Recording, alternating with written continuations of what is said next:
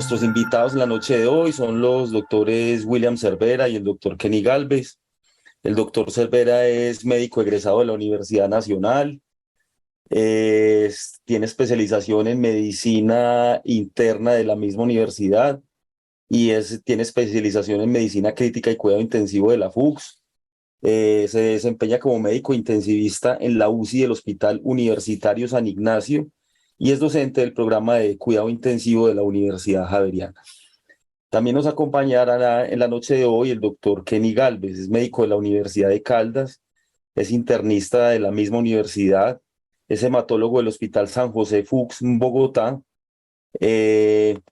estudió trasplante de médula ósea en el Hospital La Fe de Valencia, España, es especialista en patología trombótica de la Universidad de Navarra en Pamplona, España, y tiene entrenamiento en amilodiosis en el National Amyloidosis Center en Royal Free Hospital en el Reino Unido, y trabaja en el Hospital Pablo Tobón Uribe de la ciudad de Medellín.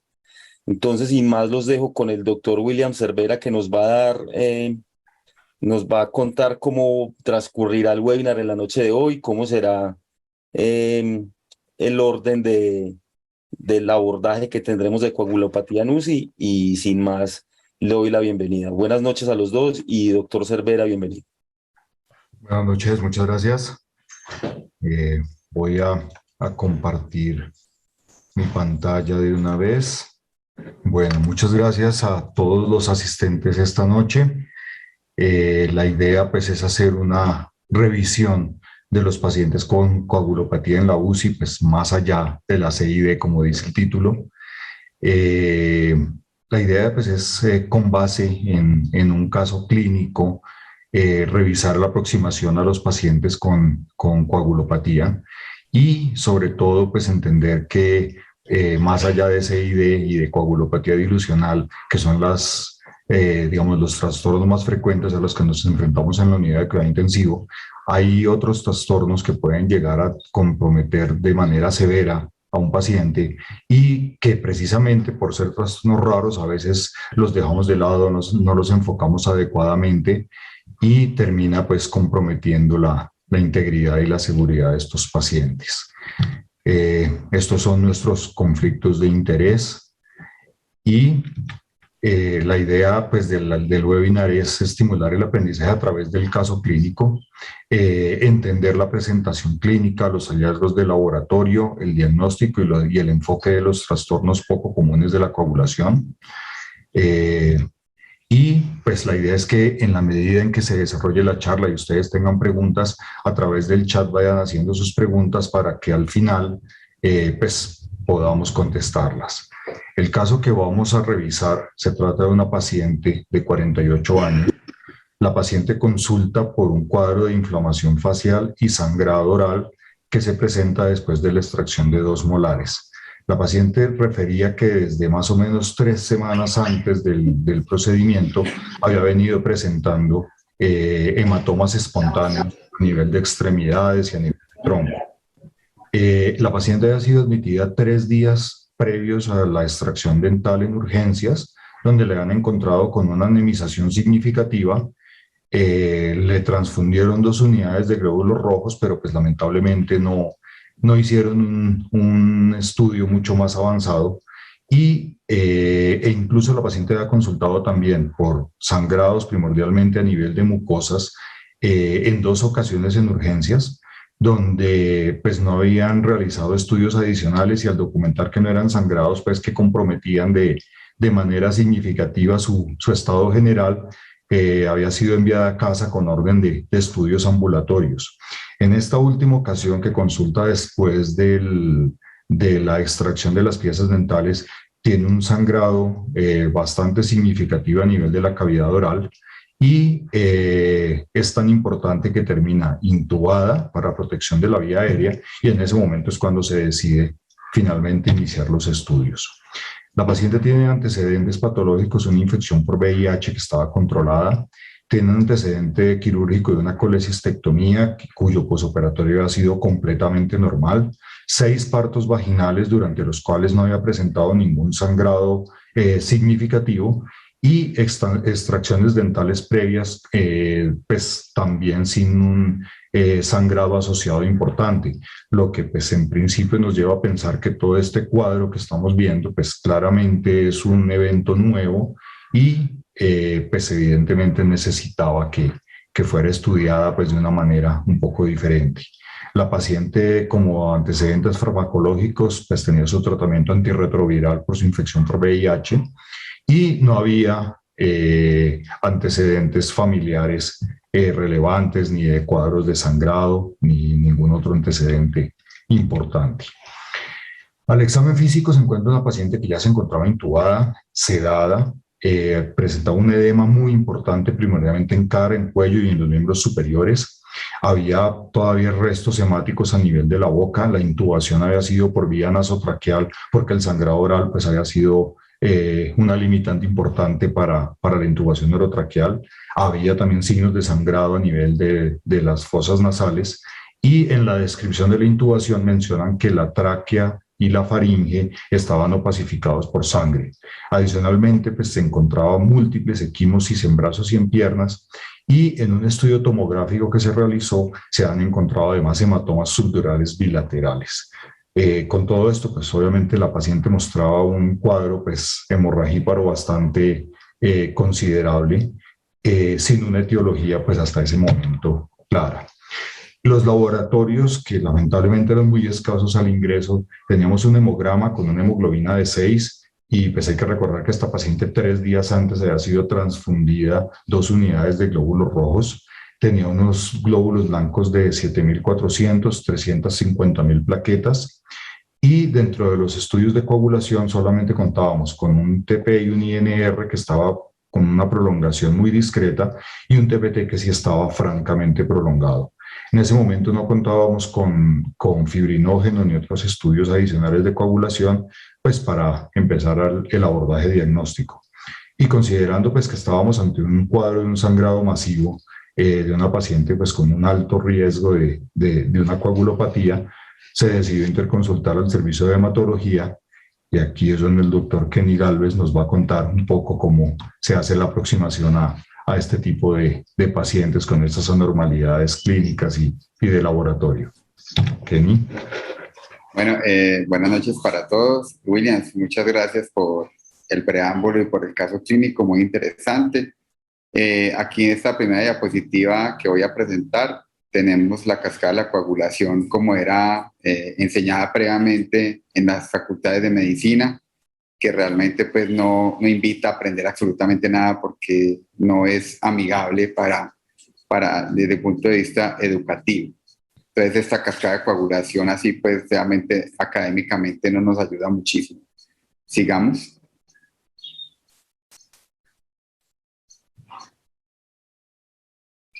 Ya ahora entramos a una parte de la presentación donde vamos a hacer un poco de explicación sobre cómo interpretar la cascada de la coagulación. La doctora Alice Ma de la Universidad de Chapel Hill en Carolina del Norte tuvo esa iniciativa hace varios años de enfocar la cascada de la coagulación por dos vías, la vía del PTT, que es la vía larga, y la vía del PT, que es la vía corta, y ambas vías se juntan en la vía común. Siguiente. Y la vía común empieza a partir del factor 10, siguiente, junto con el factor 5, que es el cofactor para activar el factor 10, siguiente. Esta unión del factor 5 con el factor 10 activa la protrombina a trombina, siguiente, y la trombina activa el fibrinógeno a fibrina y finalmente se forma el coágulo. Siguiente. Hay una cosa importante y están viendo en la parte derecha de la diapositiva el número 7, número arábigo, y es porque en los últimos años estos números romanos en cascada de la coagulación están siendo reemplazados por números arábigos, dado que los números romanos hoy en día no son enseñados en ninguna parte realmente a nivel educativo, entonces la gente joven no entiende muy bien o no maneja muy bien estos números romanos. Con respecto, siguiente, sí, está bien. Con respecto a la vía del PTT, la vía larga, está conformada por 4 factores, el factor 12, el factor 11, el factor 9 y el factor 8, Una cosa importante aquí a tener en cuenta es que el déficit del factor 12 nos prolonga el PTT, pero no causa sangrado, mientras el déficit del factor 11, que es la hemofilia C, el factor noveno, que es la hemofilia B, y el factor octavo, que es la hemofilia A, sí nos prolonga el PTT y nos origina sangrado. Siguiente. Hay un acrónimo que la doctora Alice Ma propone para recordar la vía intrínseca, el TENET, la vía del PTT. TENET, que quiere decir 12, 11, 9, 8 y 10, que es como para recordar la vía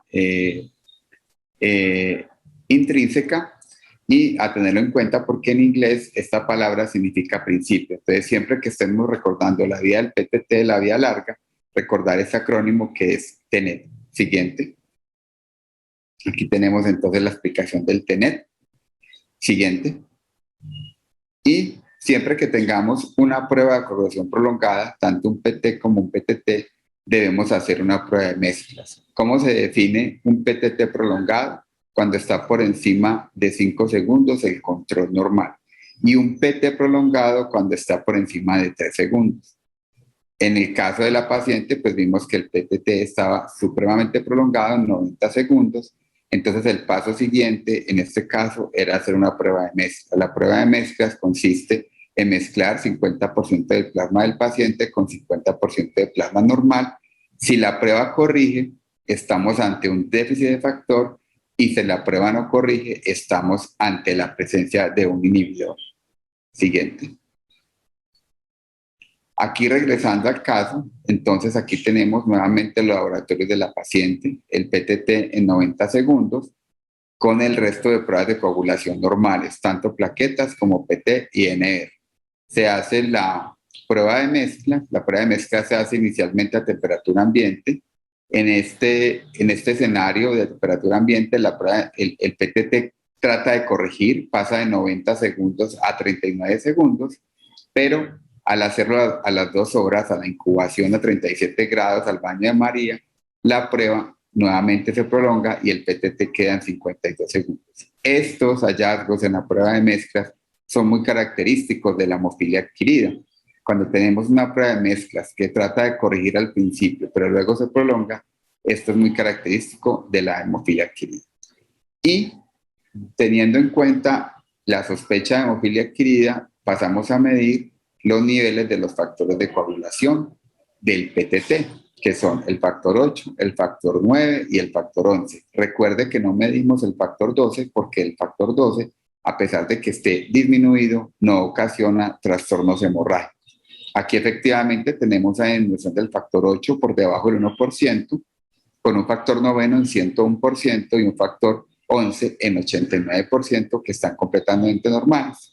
Se hace el siguiente paso, que es detectar o comprobar la presencia de los inhibidores, y tenemos una prueba de TESDA positiva en 15 unidades, que con esto hacemos el diagnóstico de una hemofilia adquirida, teniendo en cuenta la disminución del factor 8 y la positividad de los inhibidores. Siguiente.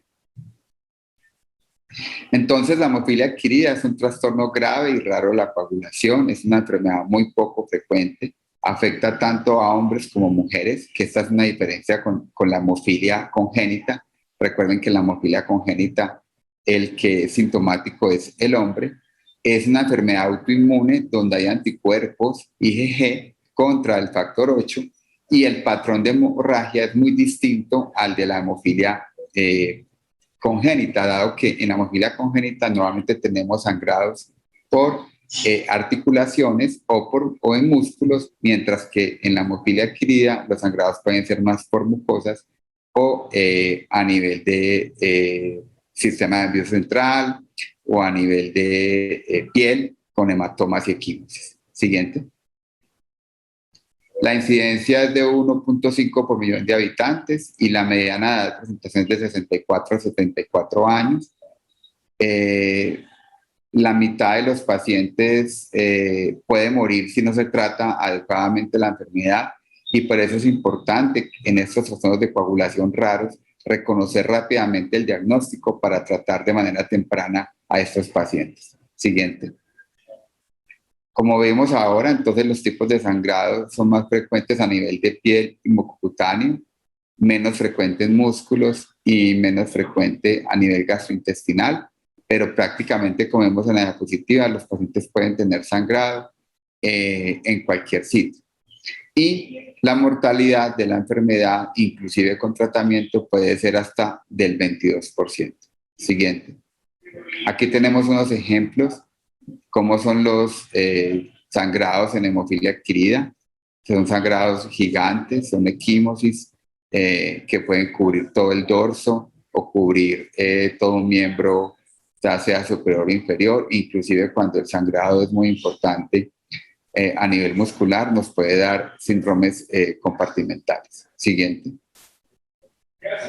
¿Qué patologías se asocian con hemofilia adquirida? Tenemos que la mitad de los pacientes es idiopático, pero tenemos que en la mitad de los casos podemos encontrar una enfermedad autoinmune asociada como un lupus, podemos encontrar una neoplasia, cualquier tipo de cáncer, sea hematológico o no hematológico, también trastornos de la piel, algunos medicamentos pueden dar hemofilia adquirida y el embarazo, sobre todo en el tercer trimestre y en el posparto, puede originar cuadros de hemofilia adquirida. Siguiente. Entonces, ¿cómo es el enfoque diagnóstico del PTT prolongado? Siguiente. Recuerden que siempre que estamos estudiando un PTT prolongado vamos a tener 5 escenarios. Que sea una hemofilia adquirida, que sea un anticoagulante lúpico, que sea por heparina, que sea una hemofilia congénita o una hemofilia congénita con inhibidores, que son aquellos pacientes que están recibiendo factor 8 de manera profiláctica, pero hacen anticuerpos contra el factor 8. La primera fase de la evaluación del PTT prolongado es la prueba de mezclas. Vamos a tener que solamente en el caso de una hemofilia congénita, o sea, en el déficit de factor, la prueba de mezclas va a corregir. Si tenemos un paciente con hemofilia adquirida, con anticoagulante lúpico, con heparina, o con hemofilia congénita con inhibidores, la prueba de mezclas no va a corregir. Cuando sometemos la prueba de mezclas a incubación, va a ocurrir algo que ya vimos ahora pedagogicamente en el caso clínico, es que en el caso de la hemofilia adquirida, esta prueba de mezclas se va a prolongar, mientras que en las otras entidades no ocurre. O sea que la prolongación de la prueba de mezclas con la incubación a 37 grados es casi diagnóstica de una hemofilia adquirida. Siguiente.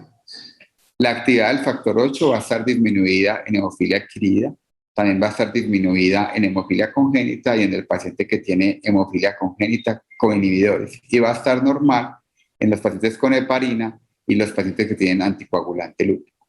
Y va a corregir con la adición de fosfolípidos solamente en el caso del anticoagulante lúpico, que esto es lo que conocemos como el tiempo de veneno de víbora de Roussel, que es la prueba confirmatoria que usamos para diagnosticar el anticoagulante lúpico. Hay que tener en cuenta, muy importante, que con frecuencia nos vamos a encontrar en la práctica diaria pacientes con PTT prolongado que no sangran. La mayoría de pacientes que vemos por consulta o hospitalizados con PTT prolongado que no sangran son anticoagulantes lúpicos.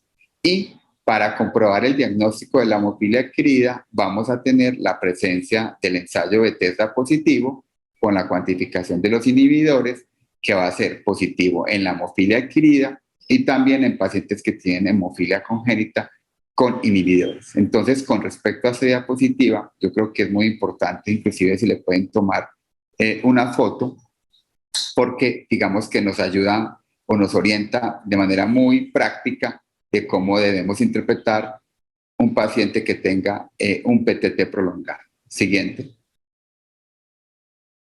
También podemos encontrar prolongación de la vida del PT y el PTT, y sobre todo en UCI, en pacientes, por ejemplo, que tengan hemorragia masiva, coagulación intravascular diseminada, o que tengan alguna patopatía tanto aguda como crónica, que estén bajo efectos de anticoagulantes. Entonces, en el escenario del paciente crítico en cuidado intensivo con PT y PTT prolongados, debemos de pensar siempre en medicamentos, en inhibidores contra la cascada de la coagulación, en enfermedades graves como CID o en alteración de la función hepática. Siguiente.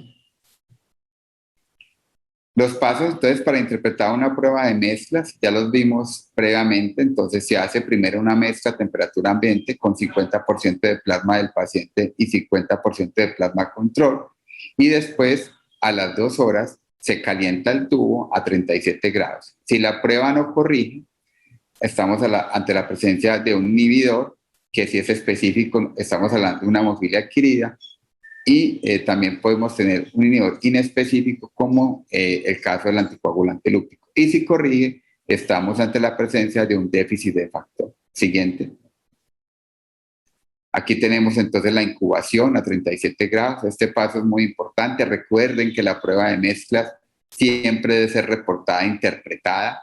A uno le envían los datos de la prueba, pero tiene que venir con una conclusión, y la conclusión básicamente tiene que decir: prueba de mezclas compatible con déficit de factor o prueba de mezclas compatible con la presencia de un inhibidor. Siguiente.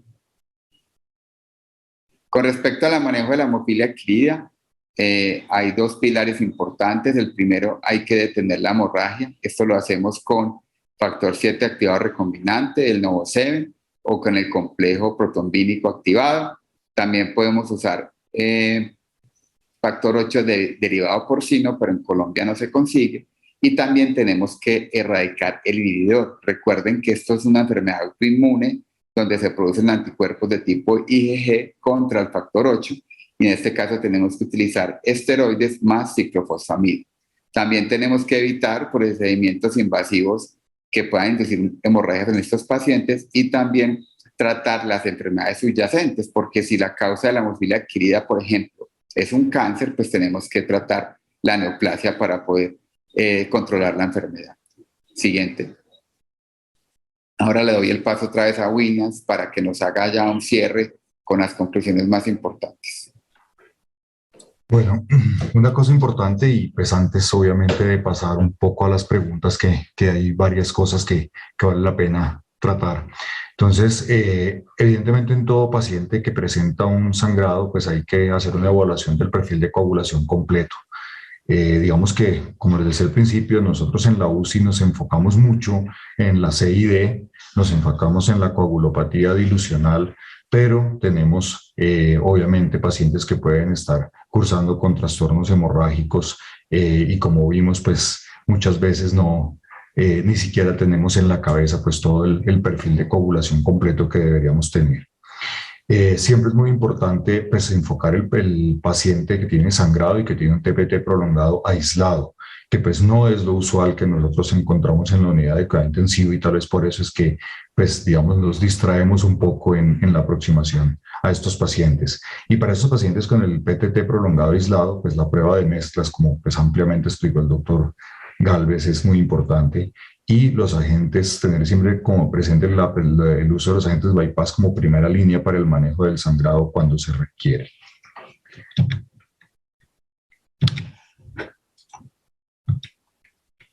Muchísimas gracias por su atención, y pues para empezar la tanda de preguntas quisiera aprovechar la presencia del doctor Galvez para hacerle una pregunta, y es la siguiente. Como les mencionaba, pues nosotros en UCI usualmente tenemos pacientes que tienen manifestaciones de sangrado, no necesariamente sangrados masivos, a veces son sangrados de los sitios de punción, equimosis, y dentro de los estudios encontramos solamente un PTT prolongado de manera no significativa.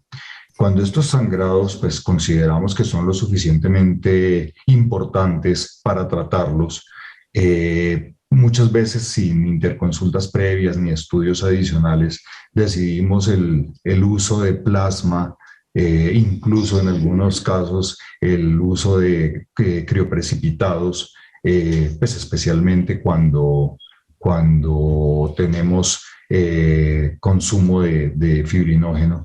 Pero qué tan, digamos, qué tan acertada es esta opción de intentar corregir los sangrados con prolongación del PTT solamente basados en el uso de plasma. Yo creo que en UCI siempre es muy importante tener en cuenta factores que pueden estar induciendo alteración de las pruebas de coagulación. Una de las cosas, digamos, uno como hematólogo cuando lo llaman a UCI, que se ve con más frecuencia es que en UCI se usa mucho anticoagulante. Entonces, muchas veces lo que se ve en alteración del PT y el PTT es los anticoagulantes que recibe el paciente en el momento que está o durante la estancia en cuidado intensivo. Una cosa importante es que nosotros debemos ser muy cuidadosos a la hora de poner plasma y poner precipitados, porque yo creo que antes de poner esos tratamientos debemos primero tomar muestras y hacer un estudio completo de lo que está pasando con el paciente. Y algo que decía Williams ahora al principio de la charla es que, por ejemplo, en este caso, nos hizo falta, por ejemplo, dentro del enfoque, el fibrinógeno, por ejemplo, que es muy importante, y el tiempo de trombina. Entonces, siempre que estemos ante un paciente con sangrado en cuidado intensivo, debemos ver varios escenarios. Es muy probable que la mayoría de PTTs prolongados que veamos en cuidado intensivo sean inducidos por medicamentos o por coagulopatía.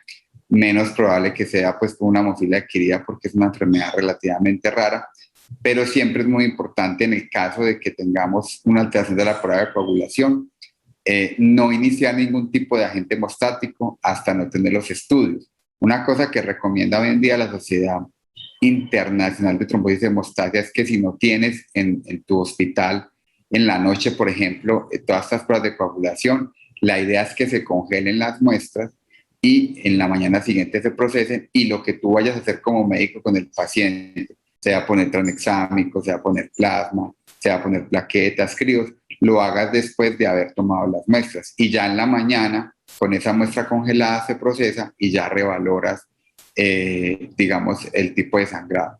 Ahora también está muy de moda, Williams, y yo creo que muchos intensivistas lo están usando, es el tromboelastograma dentro del paciente crítico con sangrado en UCI. Entonces, yo no sé con esa parte, William, por ejemplo, en tu hospital, cómo están integrando esta prueba de laboratorio para orientar al paciente con sangrado. Sí, pues afortunadamente nosotros contamos pues con la herramienta de tromboelastografía. Creo que pues sí es precisamente una de las preguntas que están haciendo en el chat. Digamos que la tromboelastografía es útil especialmente para nosotros para orientar un poco más, digamos, los requerimientos de hemoderivados a transfundir. ¿Cuál es la desventaja? El tiempo que dura la realización de la prueba, que son al menos 45 minutos para tener pues una interpretación completa. Y si estamos en el escenario de un paciente con un sangrado importante que está amenazando la vida, pues seguramente no vamos a poder esperar al resultado del tromboelastograma para tomar decisiones. Pero sí tenemos la herramienta, y afortunadamente, y pues en muchas ocasiones nos ha ayudado, como te digo, especialmente a orientar el tipo de hemoderivados a transfundir, precisamente para evitar pues como disparar el escopetazo de plasma, críos, plaquetas y todo lo que se encuentre. Claro, y hay una entidad, por ejemplo, que uno se puede guiar con el tromboelastograma, y es la hiperfirinolisis, que a veces uno no la puede ver en ningún otro, o no la ve uno en otro tipo de prueba de coagulación. Y ahí, por ejemplo, el tranexámico es muy efectivo. Entonces, a veces uno está pensando en un montón de cosas de coagulopatía y resulta que ese paciente con tranexámico podría mejorar y tener un desenlace mucho mejor.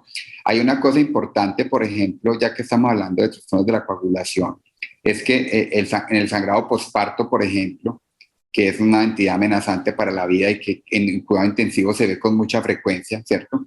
Porque estos pacientes, pues, es más frecuente que una hemofilia adquirida.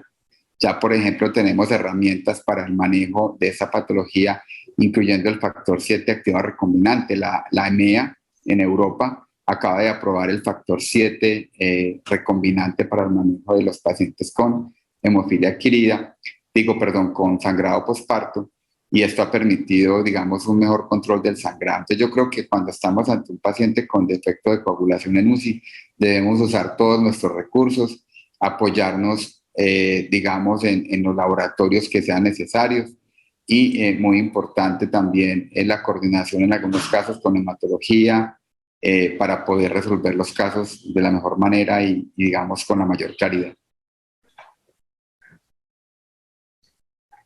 Bueno, hay otra situación en la que pues, nosotros nos vemos abocados usualmente, y es precisamente el paciente posquirúrgico usualmente, en el cual sin una evidencia de sangrado encontramos alteraciones de la coagulación, especialmente un PTT prolongado.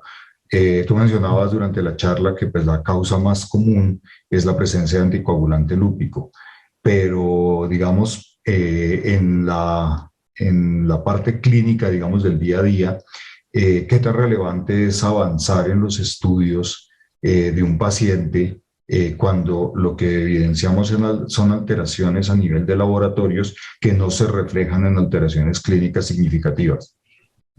Esa pregunta es muy importante, Williams. Inclusive, por ejemplo, muchos de los PTT prolongados que vemos a diario son por mal procesamiento de la muestra. Por ejemplo, que al paciente se le pone un torniquete para tomar la muestra, que se hacen muchas funciones, que hay un problema con el procesamiento del tubo y se demora mucho en llegar al laboratorio. Recordemos que estos factores son proteínas que se van disminuyendo en el tiempo porque se van consumiendo. Entonces, si tú tomas una muestra de un tubo y la dejas 3 horas ahí parqueada en la UCI y apenas a las 3 horas la llevan al laboratorio, pues esa prueba no es confiable. Entonces, eso es a tener en cuenta de manera muy importante. Otra cosa es que hay que correlacionar las pruebas de coagulación con la clínica del paciente. Si el paciente no tiene sangrado y tiene un PTT prolongado, pues posiblemente sea un anticoagulante lúpico. Inclusive recordemos que el anticoagulante lúpico nos da fenómenos trombóticos en algunos pacientes. Entonces, es muy curioso porque a pesar de prolongar el PTT, en el caso de anticoagulante lúpico, los pacientes van a hacer trombosis. Y otra cosa importante también que siempre se debe insistir es que un paciente nos puede sangrar en UCI con las pruebas de coagulación normales. Hay unos escenarios muy claros, por ejemplo, el déficit del factor 13 de la coagulación no prolonga las pruebas de coagulación, la enfermedad de von Willebrand, que se cree que el 1% de la población mundial tiene enfermedad de von Willebrand. La enfermedad de von Willebrand no altera las pruebas de coagulación en muchos casos. Y otra cosa importante es los trastornos plaquetarios cualitativos. Estamos acostumbrados a ver sangrados, por ejemplo, en PTI con plaquetas de 1000, de 10.000, pero hay pacientes, por ejemplo, como los que tienen tromboastenia de Glassman, que tienen recuento de plaquetas normales, pero sangre. Entonces, siempre es muy importante tener en cuenta esos escenarios porque no siempre que tengamos un paciente con sangrado vamos a tener la alteración en las pruebas de coagulación. Bueno, respecto a esto, precisamente hay otro grupo de pacientes que pues, son de bastante interés para nosotros. Son los pacientes con enfermedad renal crónica y los pacientes usualmente posoperatorio de cirugía cardiovascular después del paso por bomba de circulación extracorpórea, donde pueden presentar sangrados y en general las pruebas de coagulación no presentan una alteración significativa y pues obviamente sospechamos la alteración de la función plaquetaria como una de las causas del sangrado. ¿Qué tan útil y qué tan indicado es el uso de desmopresina en ese escenario? Sí, en el paciente con enfermedad renal y sangrado, recordemos que la uremia altera la función plaquetaria. Aquí hay varias opciones de manejo. Una es la desmopresina. Esto nos incrementa el nivel de factor de von Willebrand y nos mejora la adherencia de la plaqueta al endotelio, o la adhesión. También podemos usar estrógenos conjugados. Y eso es una opción. A veces es difícil conseguir hoy en día estrógenos conjugados.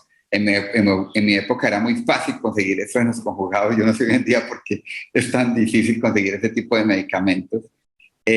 También podemos usar tranexámico. Y en casos graves de difusión plaquetaria por uremia, tenemos que usar transfusión de plaquetas.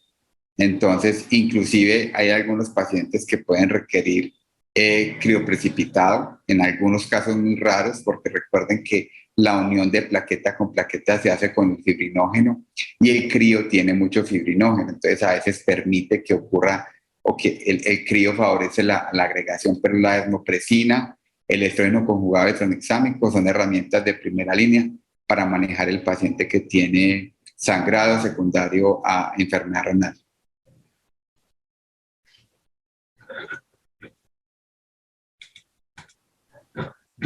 Bueno, no veo más preguntas en el chat. Si alguien tiene alguna pregunta adicional, bienvenida. Pueden hacer sus preguntas o levantar la mano por si de pronto quieren intervenir.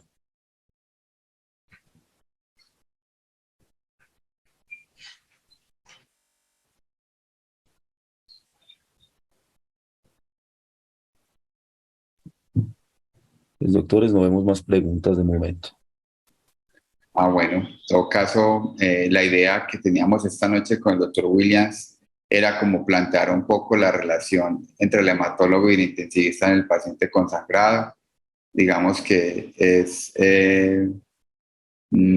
digamos, un diálogo constructivo siempre que se genera en un hospital, porque hay pacientes con coagulopatías muy complejas que necesitan la interacción de una o más especialidades para poder resolver los casos. Aquí hay otra pregunta de la doctora Mónica Gómez. Dice que en las guías actuales de manejo de sangrado de innovación está muy cuestionado. ¿Qué opina? Sí, realmente hay la evidencia que existe en el manejo de sangrado de NovoSeven es evidencia del mundo real. Y con eso es que la EMEA aprobó este año el uso de NovoSeven en sangrado posparto. Las guías, inclusive ya europeas, lo tienen incorporado. Digamos que en este momento hay un gran auge de la evidencia del mundo real. En cualquier área de la medicina, clínica, quirúrgica, y el NovoSeven es una muestra de cómo la evidencia del mundo real logró la aprobación de un medicamento, en este caso en sangrado posparto. Cada día más las agencias regulatorias como FDA y EMEA están utilizando la evidencia del mundo real para aprobar medicamentos, y ahora hay muchos estudios, ya han salido reportados muchísimos de ellos en todas las áreas del conocimiento, sobre evidencia del mundo real. ¿Por qué la evidencia del mundo real antes fue tan cuestionada? Porque antes se creía que la única evidencia, digamos, válida para tener un medicamento aprobado era que tuviera un estudio fase 3, doble ciego, al autorizado. Pero hoy en día sabemos que la experiencia y de un grupo de hospitales o de centros especializados también es muy válida. Y la evidencia del mundo real lo que está haciendo es poder, digamos, llevar esa experiencia de esos grupos a la práctica clínica y que las agencias regulatorias la tengan en cuenta para poder aprobar indicaciones de los medicamentos. Yo no sé, Williams, en cuidado intensivo, por ejemplo, la evidencia del mundo real, pero por ejemplo en hemato ya tenemos esto del NovoSeven en hemorragia posparto, y se vienen en hematología, se vienen más cosas, no solamente en coagulación, sino en malignidades, donde la evidencia del mundo real ha llevado o va a llevar a la aprobación de algunas indicaciones. Sí, digamos que en este punto hay dos cosas que me parecen relevantes. Uno es que en algún momento se planteó el uso del NovoSeven como, digamos, el tratamiento empírico para muchos episodios de sangrado, y específicamente se mencionaba el sangrado posoperatorio, especialmente en cirugía cardiovascular, y el sangrado posparto.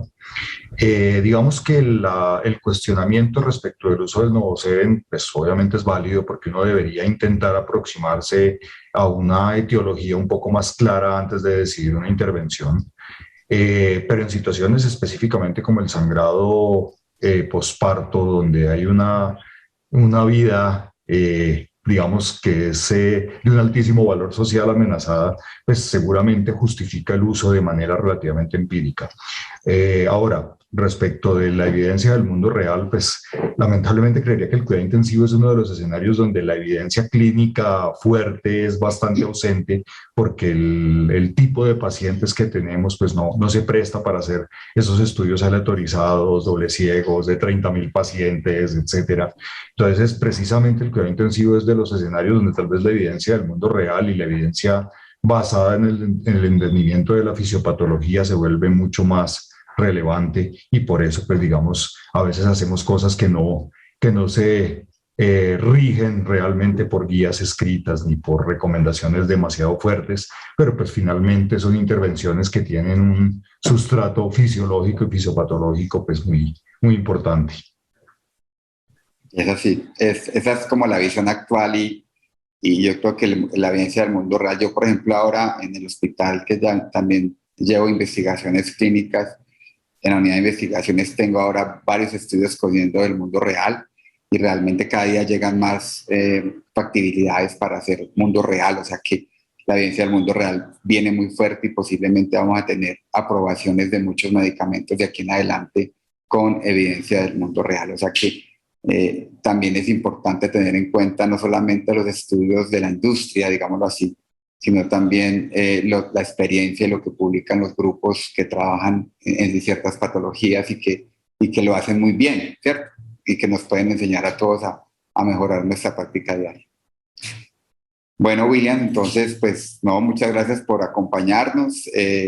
Muy chévere, yo creo que esas actividades compartidas entre dos especialidades y sobre todo en hematología y en cuidado intensivo, que realmente a mí me toca mucho ir a la UCI en el hospital, en el Palo Tobón, entonces yo creo que es muy importante y creo que todos aprendemos de estas reuniones multidisciplinarias. Muchas gracias a todos los asistentes y Kenny, muchas gracias pues por tu ilustración en este tema. Bueno, buenas noches a todos y muchísimas gracias por la asistencia. Buenas noches, muchas gracias a todos por su participación y a los Chao. doctores por tan interesantes temas. Buenas noches. Muchas gracias. Feliz noche. Chao. Chao, William. Estás bien. Luego. Chao.